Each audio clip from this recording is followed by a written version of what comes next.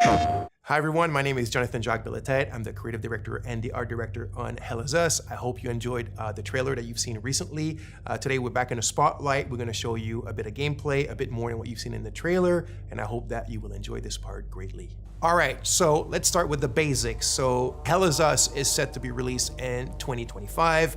It's for pretty much everything. So Xbox Series X, PlayStation 5, and PC. So the game is a bit of a take back to games from the 1990s. We're a team of passionate people. The average on the team is like 20 years of development experience. So we're from a different generations and we have a lot of love for how the games in the 90s were made and how they were played and experienced, especially the fact that there was no hand holding, there was no silver plattering. You kind of had to figure stuff out by yourself. You were really in control of your exploration and your own discoveries. And this is what we're trying to do in Hell Is Us.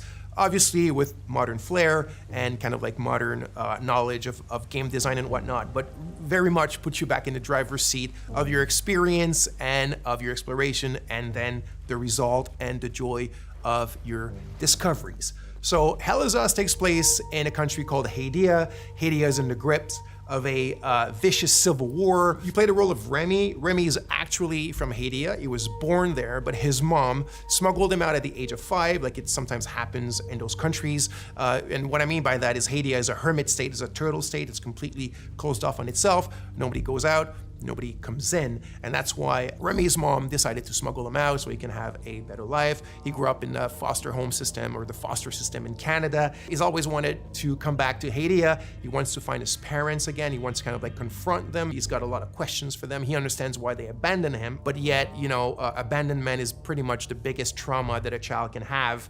And there's like a loop that hasn't been closed properly for him towards this situation and his parents. When the game starts, Remy has finally been able to infiltrate Hadia during the brutal civil war that I was talking about. Remy is a ON peacekeeper. He quit his post, he went AWOL, infiltrated the country, and this is where the game starts. Remy remembers 2 things, and that means the players remember 2 things.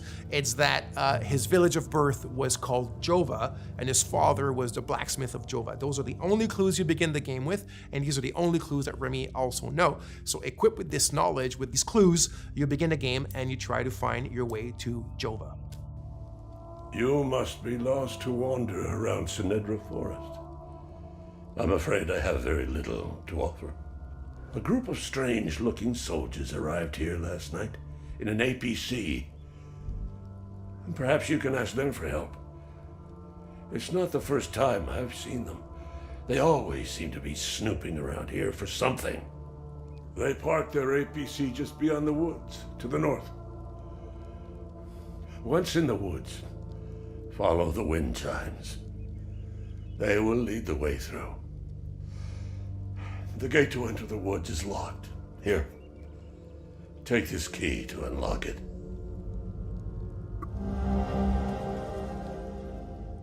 Okay, so let's talk about this design philosophy that I've mentioned earlier, which is, I said the word silver plattering, is something that I had been thinking about for quite a few years, and the team as well, which is, if you look at modern day or contemporary adventure games and RPGs, pretty much everything is given to you on a silver platter. What I mean by that is when you explore, everything appears in front of you. You have your compass on top of you that's like a sixth sense, like a magical sense that detects, all the caves and all the cool stuff around you and the towers and this and whatnot. It just appears magically. And you have your map, and you have your mini map, and you have your quest markers, and you have your objective markers, and you can drop your own markers, and you have your quest journals, and it just never ends. And if you think about it, what happens with that is that you're not truly exploring. You're just kind of like flying by wire, and when you find something, it's not really your discovery. It was kind of handed to you on a silver platter. So what you're looking at now is we're having a discussion with a bloke named Ernest Cadell. He's telling us certain information, and then he tells us it's quite far. You need to hitch a ride. You might find people that are willing to give you a ride. It's up to the north of my house, so you're gonna have to use your compass, but your real compass, right, with the coordinates on it, north, south, east, west, blah, blah, blah, and follow that. And he tells you that in the Lost Woods, in order to find your way out, just follow the wind chimes. He says, I've attached them there for my kids when they were young because they kept on getting lost in those bloody woods. And then he tells you, follow the sound of the wind chimes and you'll find your way on the other side of the woods. that's how we do it. It's very organic, it's very realistic. You know, someone in real life could have told you the exact same thing. So the environments, the visuals of the game are not just there to illustrate, they're there to communicate. So you need to play the game, you need to open your eyes, you need to open your ears to what NPCs tell you, and you'll find your way and you'll discover things, and you will truly own your discoveries and the great joy that comes with that.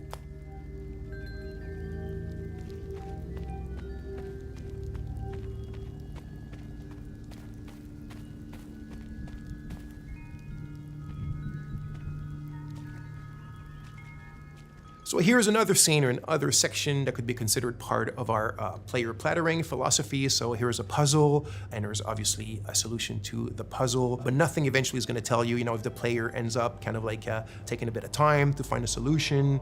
There's not going to be any artificial kind of ways that are going to help him or tell him what to do. Remy's not going to start talking to himself, or i.e. talking to the player with, you know, little clues and whatever. It's really up to you to figure them out. And in the way that the player plattering is inserted in this, we have a good example here with your trusty drone named Cappy. By the way, you can tell now that Remy has his poncho and he has his sword and he has his drone. So it's after he's acquired them, right? Because at the beginning of the game, you saw he was not dressed like that. Now there's a reason why he ends up dressed like this. There's a reason why he needs these things, this equipment, but we don't need to get into these details today. So anyway, there's an ancient language in the country and you kind of find it throughout the game. And the drone has a software, one of his many softwares, and this specific one can translate the ancient language. So this puzzle, the way that it works, you need to kind of like explore and observe your environment around this specific puzzle in order to find the clues on how to solve it. You need the drone, your trusty Cappy, his name is Cappy, also there's something behind that of course, and you translate those old texts. It gives you little passages of a poem or a psalm or something like that, and through what they tell you and the order in which they seem to have to be pieced back together, you find your clues on what this puzzle does and how to solve it. So again, the players are kind of like just led to their own devices, but things are there, the answers are there, and you have to explore. And again, I repeat it, you have to open your eyes and open your ears, and you'll figure it out.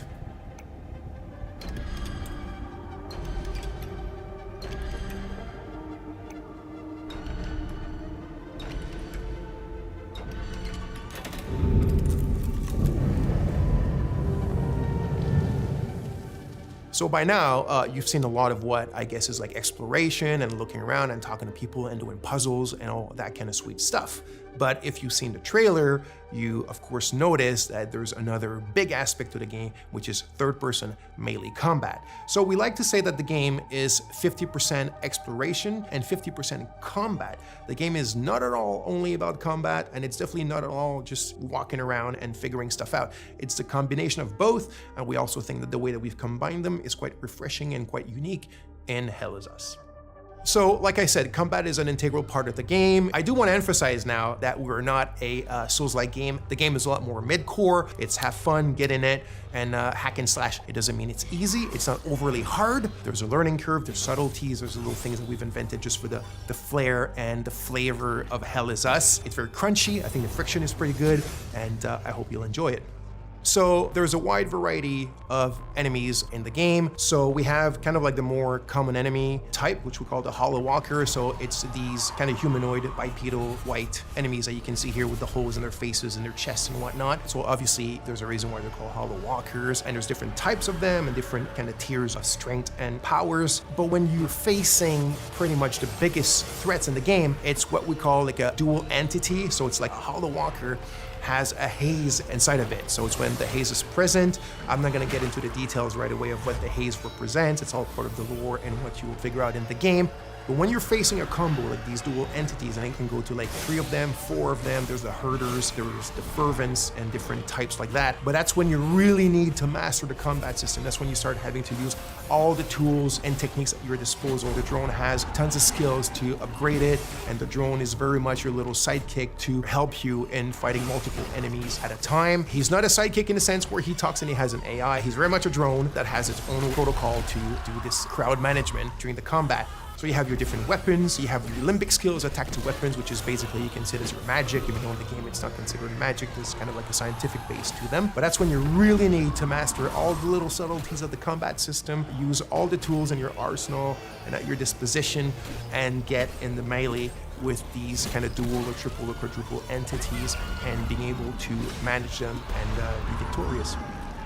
So like I mentioned, here specifically, you can see a combat against a limbic entity that has multiple hazes attached to the Hollow Walker. That's when it gets really complex, it gets very overwhelming because you're alone, but you got your trusty little Cappy.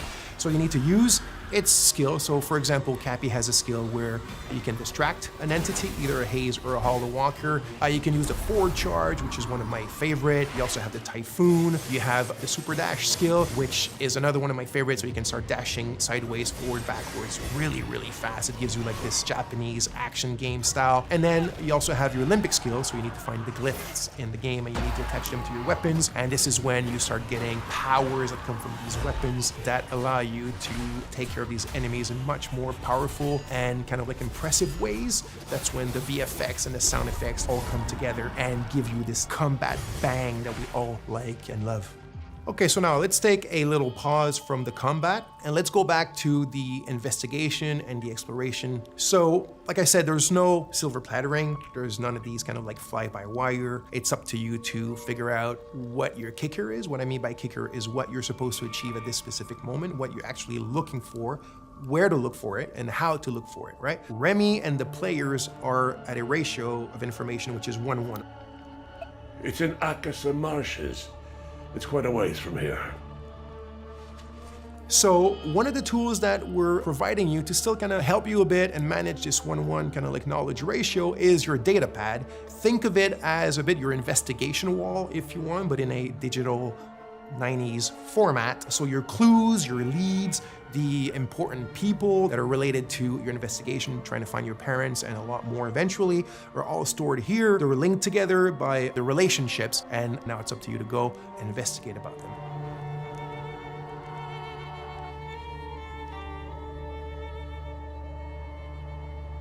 So as you can see here, some of the areas can be quite wide opened. This one here called the Casa Marshes is one of the bigger ones.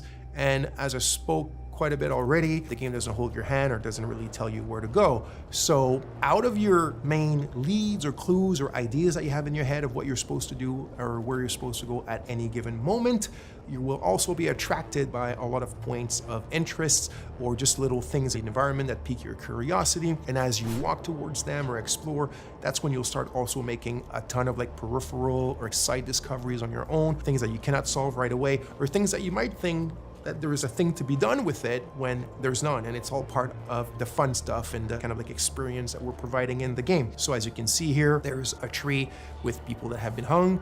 Like I said, this takes place during a very vicious civil war between two different ethnicities in the countries that are still basically the exact same people. And you found this tree. It's actually not part of the Golden Path or not part of something tremendously important in the game, but there's still something around it. There's still something to be found, and it's probably linked to more stuff that you can do in relation to it. But that you had to do your own exploration to find it, and even more of your own exploration and investigation to figure out what it's linked to and what you can do from it if you want.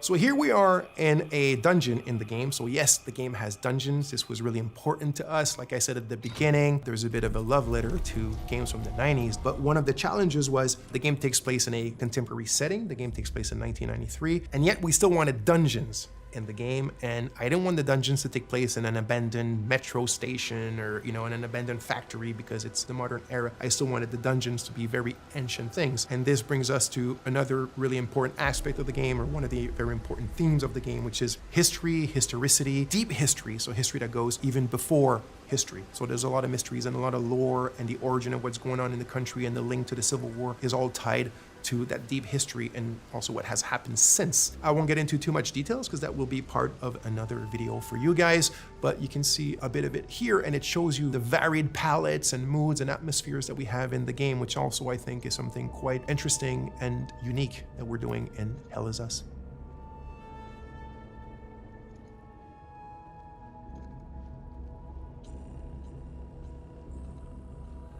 Thanks a lot. Thanks for being with us. I hope you enjoyed it. I'm extremely grateful to have you guys following us, the team as well. So just to repeat, the game Hell Is Us will be released in 2025 as box series, PlayStation 5, and PC. And there's a lot more coming soon about the game. This is just the beginning. We'll explain other aspects of it and get into sometimes a bit of the minutia. So stay tuned and speak to you soon. Thank you.